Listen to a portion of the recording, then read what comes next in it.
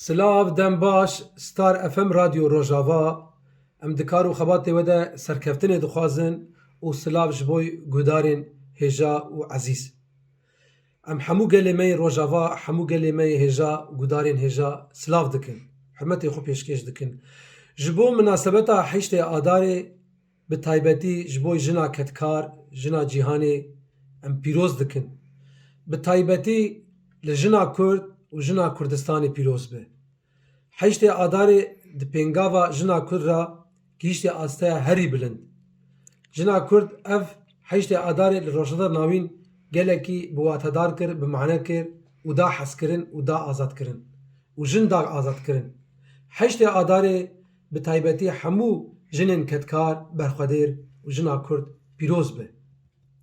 Em vê strana xwe a bi navê berxwedana cangoriyan sala par de albûma me ya ku bi navê hêviyên pîroz Edûl û Dewrêj de cî girtibû, em viya pêşkêşî gudarên Radyo Star FM dikin. Bendekî em ji we re jê dixwînin.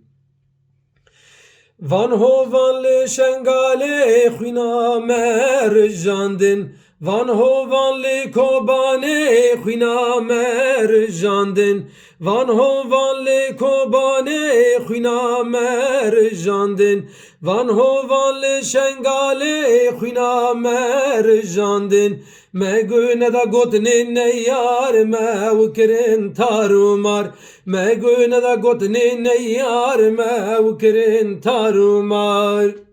Tu ya me Kurdistan, tu kaniya berxwedanê, her derê te serhildan, ruh û canê me bi qurban.